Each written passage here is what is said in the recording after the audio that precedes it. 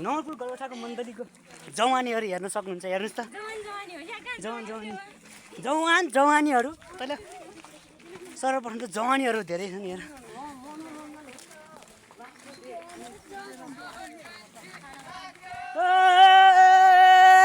कराउनु हौ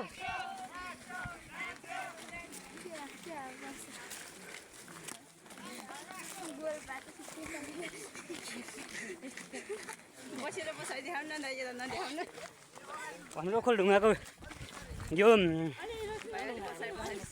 भ्यू हेर्न सक्नुहुन्छ। यस रोड हो है, हामी चाहिँ गाडी वहीँ परै छ अनि गाडी चाहिँ बाटोमा छिर्नु नसकेको कारणले यसरी हामी पैदल यात्रा गरेर हामी गाडी चढ्ने ठाउँसम्म पुग्ने जमर्कोमा हामी हिँडिरहेका छौँ। त्यसको झझल्कोले हाम्रो यहाँ युवाहरू जवानीहरू एकदम खुट्टालाई अगाडिको अगाडि काठको काठ साथको साथमा हिँडेको छन्।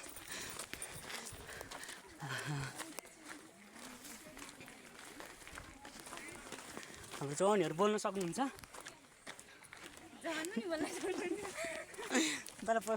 पहिला प्रथम त जवानीहरूलाई नै दिउँ प्राथमिकता। आहा पारिपट्टि यो घाम लागेको देखेको चाहिँ रामेछाप जिल्ला होइन त, रामेछाप जिल्ला भनेर हामी चिन्न सक्छौँ। हाम्रो यता ओखलढुङ्गा लिखु गाउँपालिका के हो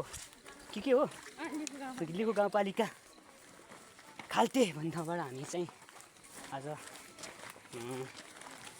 6 गतेको दिन हामी फेरि आफ्नो स्थानमा हामी प्रस्थान गर्दैछौँ। जवानीहरू अलिक खुट्टालाई चाहिँ अलिकता बिस्तारी कदम अगाडि बढाउनु हुन्न, ठुङ्ग पछाडि छोडिएको छन्। त्यही भएको कारणले चाहिँ होइन अगाडि देखेर देखाउनुपर्छ र अनि त पछाडि को हेर्नु त।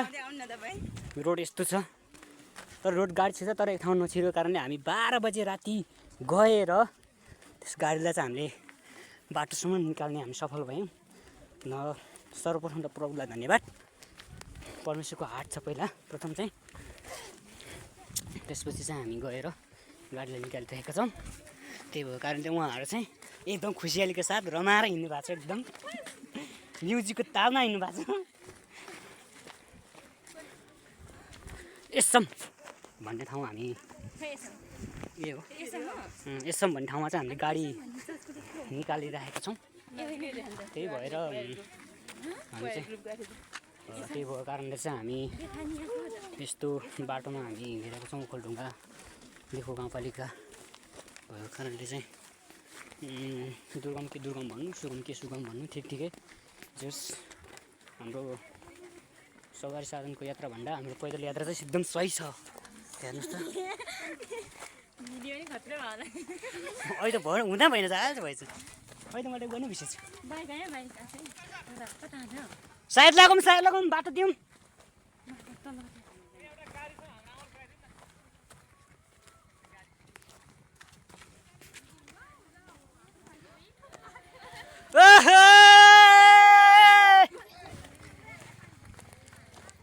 बाँट दिउँ सायद दिउँ त सायद लागौँ त प्लिज।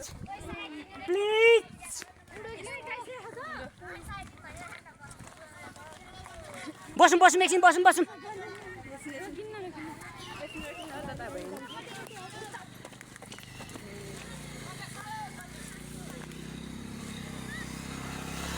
हाम्रो त यहाँबाट वहाँ तल त्यो रुखबाट रुख छ नि, त्यो रुखबाट हामी चाहिँ यस्तरी हिँडेर सरर हिँडेर आएको थियौँ। छुङछिङ हाम्रो यो टिमको चाहिँ एकदम कभर गर्ने ह्यान्डल कभर गर्ने हाम्रो 2टा जवानी बहिनीहरू हुनुहुन्छ एकदम।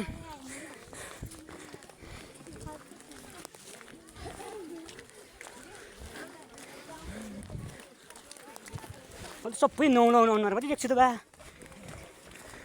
यहाँ चाहिँ हाम्रो यस्तो भिड छ, पहाड छ। म त यहाँ जानु सकेन है, मैले क्यामेरा कैद गरेर देखेको छु।